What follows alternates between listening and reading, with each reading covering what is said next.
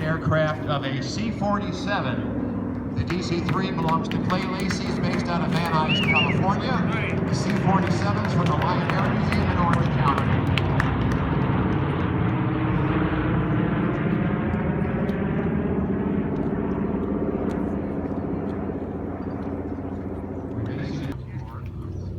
Thank you, Dan. Good morning, everybody. Thank you for being here.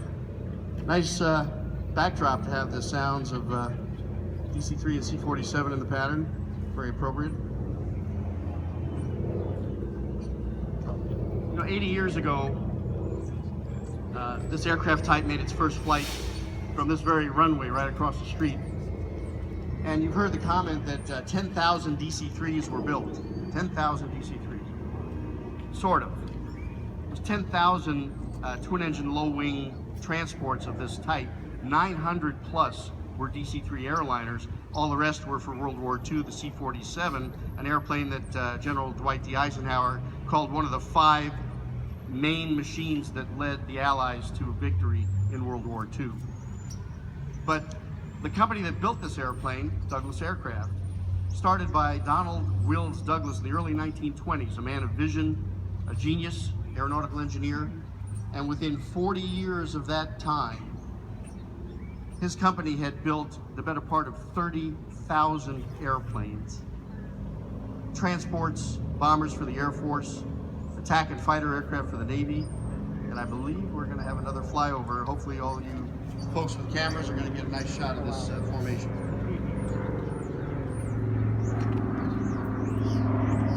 From the left, the Douglas C-47 Skytrain.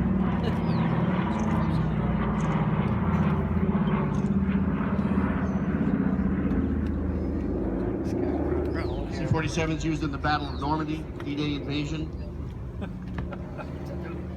C-47 in the Pacific was loaded with washing machines and flew to the different bases so the men could do their laundry. True story. And now approaching from the east, the United Airlines Douglas DC-3, flown by legendary Captain Clay Lacey.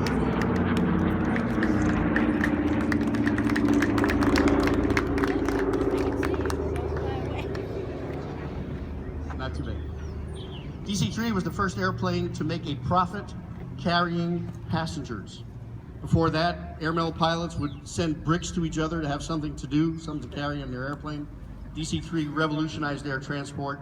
Believe it or not, of the 10,000 DC-3 C-47 transports built, nearly 200 are flying today in operation, making money for airlines, freight carriers.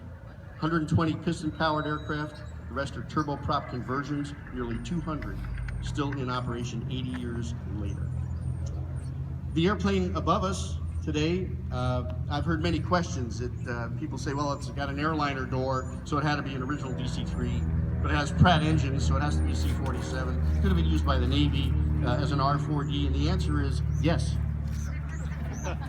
All of the above. This airplane was delivered to the United States Army Air Forces as a C-47 on February 17, 1942. Was then transferred to the U.S. Navy, became a corporate aircraft in the early 50s, owned by Richfield Oil. And you see it here today in a color scheme that is representative of Donald W. Douglas's personal DC-3 aircraft used in the 1950s, flown by Johnny Martin, chief pilot. And so this color scheme was designed based on his airplane, and we are very proud to bring this to the city of Santa Monica and all of you museum attendees to see what this machine looked like in its glory. I'd like to close with a quote from Donald W. Douglas on a anniversary of the DC-3 in the 50s, I believe. Donald Douglas said the following, quote, "It is well that we remember it was the talent, courage, and faith of the flyers themselves who made her great. Bold men and women in war and peace who loved aviation and found in this airplane a response, faithful reflection of their own love of aviation. Perhaps she will fly on forever. I certainly hope she does." End quote. Ladies and gentlemen, thank you very much. I'm going to turn it back to Dan. Are we ready? At a count of 3? Yeah.